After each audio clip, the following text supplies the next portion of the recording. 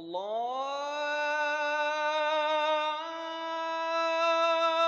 Akbar, Allahu Akbar, Allahu Akbar, Allahu Akbar.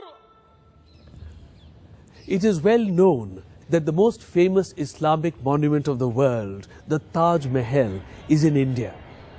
What is not equally well known is that the second oldest mosque in the world is also in India, in Kerala.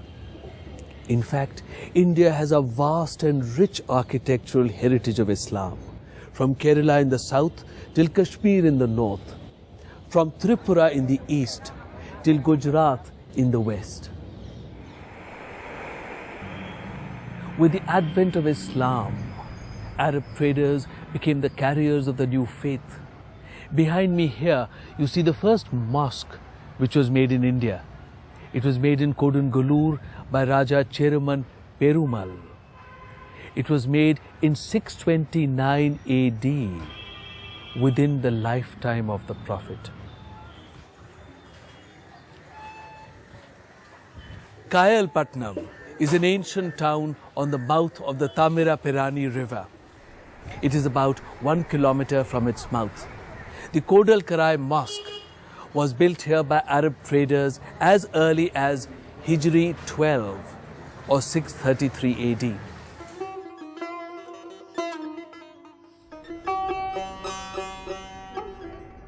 Quwwatul Islam was the first mosque built by Muslims soon after the conquest of Delhi. This mosque was built in 1193, and here every inch of the Maksura is beautifully carved.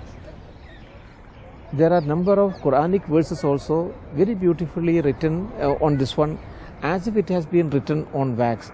Some of the medieval writers have used this word, that it is so beautifully done that it appears that it has been done on wax.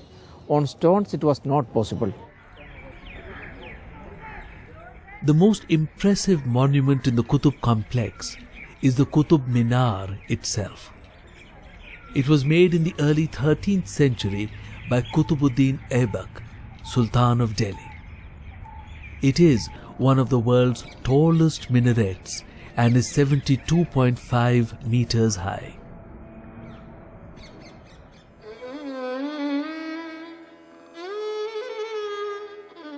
In the meantime, Islamic influences continued to grow further south in the Deccan. The end of the 15th century saw the establishment of 5 sultanates in the Deccan.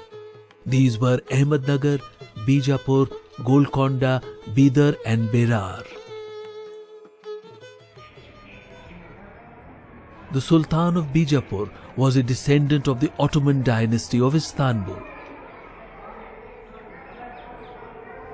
The Sultan of Golconda was a Turkman prince who had taken refuge in India. The sultans were followers of the Shia sect of Islam and were close allies of the Safavid rulers of Iran. In India, the Deccan became the greatest center of Arabic learning and literature.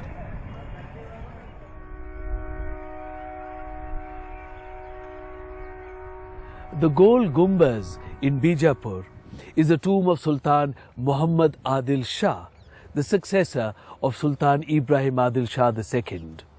Muhammad ruled in Bijapur from 1627 to 1657 AD. This is the largest dome ever to be built in the Islamic world. It measures 37.92 meters on the inside.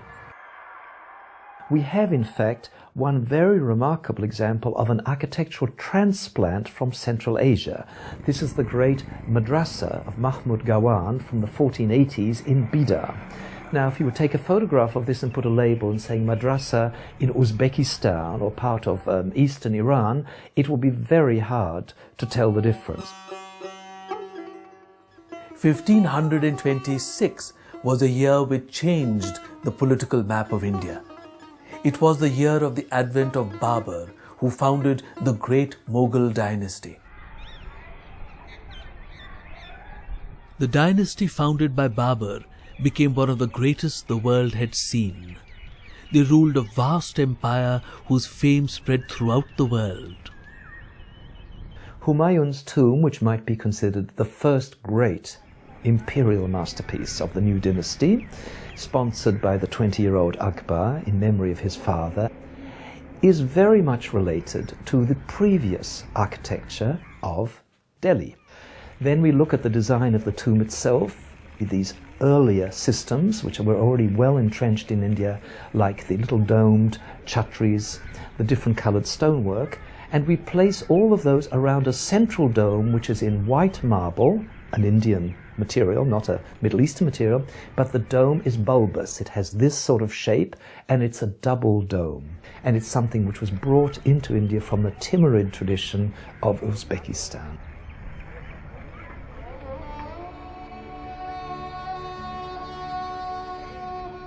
Agra was the imperial capital of Akbar in the mid-16th century.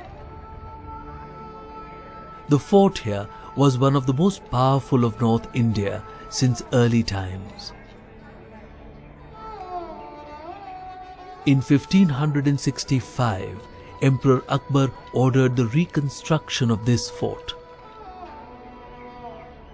The fort has palaces of Emperor Akbar, Jahangir and Shah Jahan. The most prominent amongst all the structures are the white marble buildings of Shah Jahan. In 1571, Emperor Akbar decided to build a new capital city.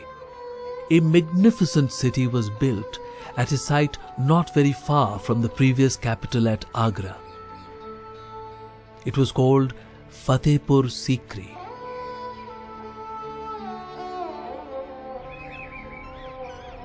Fatehpur Sikri is one of the best ordered and symmetrically laid out cities of the entire medieval world.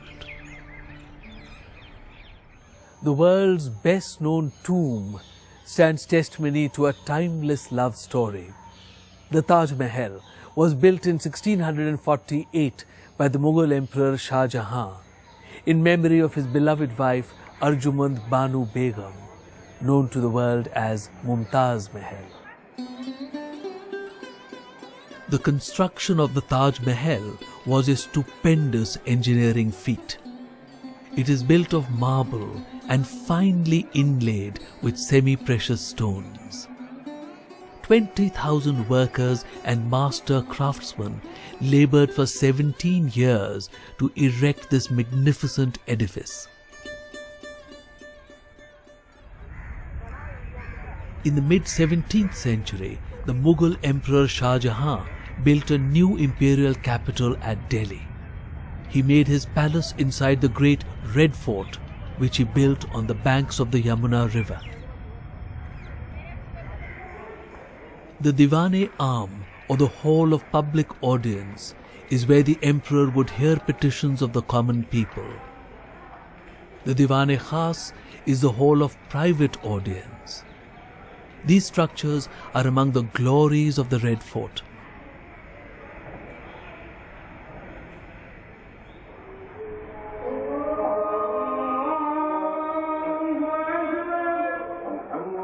India has a vast living heritage of Islamic architecture.